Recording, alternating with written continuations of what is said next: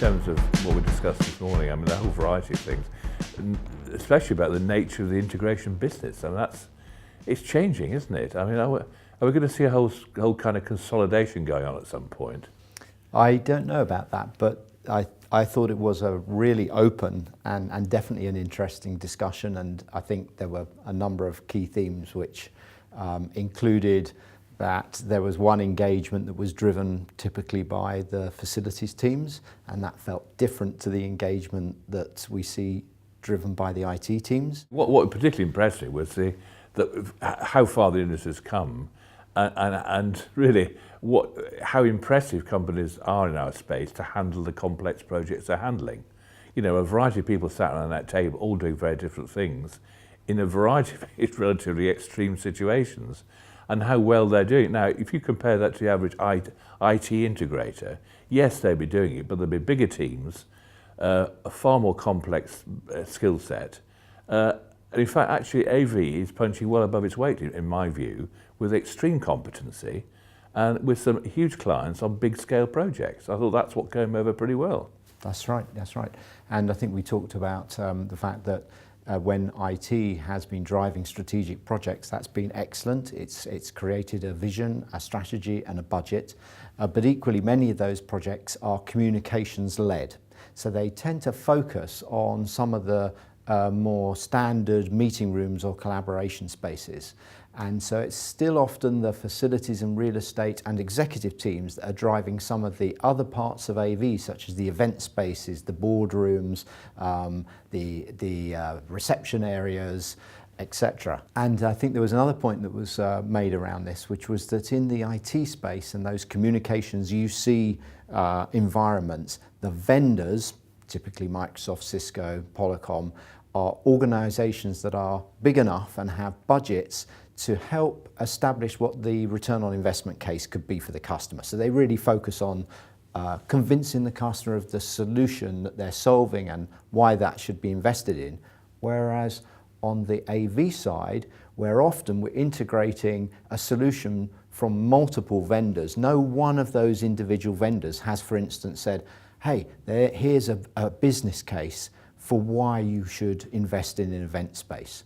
So we see that the AV industry has quite a challenging role. Actually, it's got to meet so many different business requirements and operate with facilities who are putting builders in, got to operate with the comms guys in IT who are creating a UC strategy, has to do all of those things.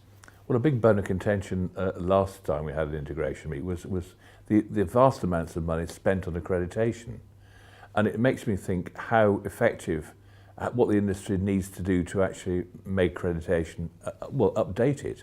There should be, product-specific accreditation as well as general stuff. Clearly we've got Infocom's accreditation scheme, which is really valuable and it is being updated and developing.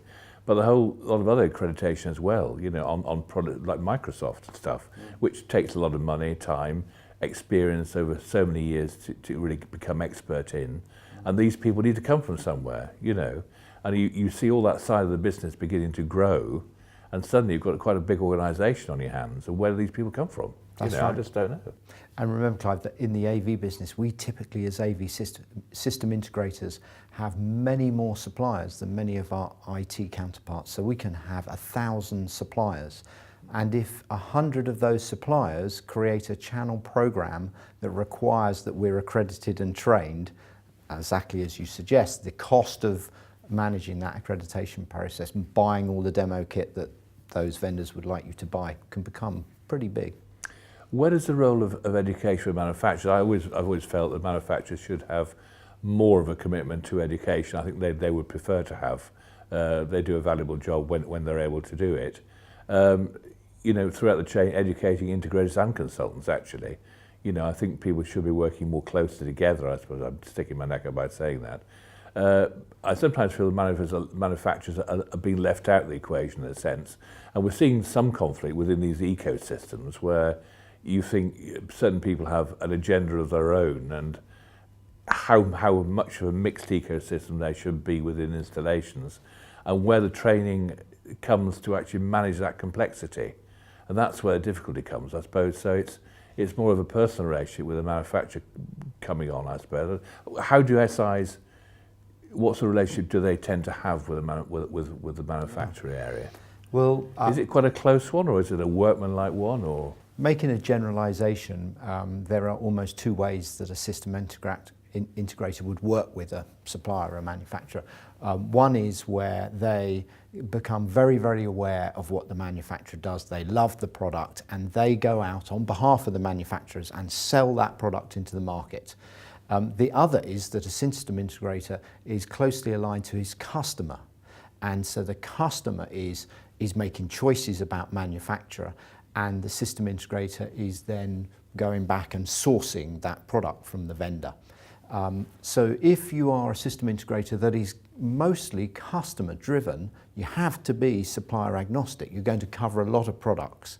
Whereas if you're perhaps typically a newer, smaller system integrator who's looking for an angle to get into customers, you may go by the supplier-led route. You may pick up on a new disruptive technology and be the guy banging on the door of the customers, pushing that hard. So from a supplier perspective, they're going to have different relationships with system integrators depending upon that kind of strategy. Some are going to really spend a lot of time training the suppliers because those suppliers are going to go out to bat for them, and others will spend a bit less time training you because they kind of know you're going to do whatever your customer asks. Is that immediately obvious to the customer when they're approaching integrators?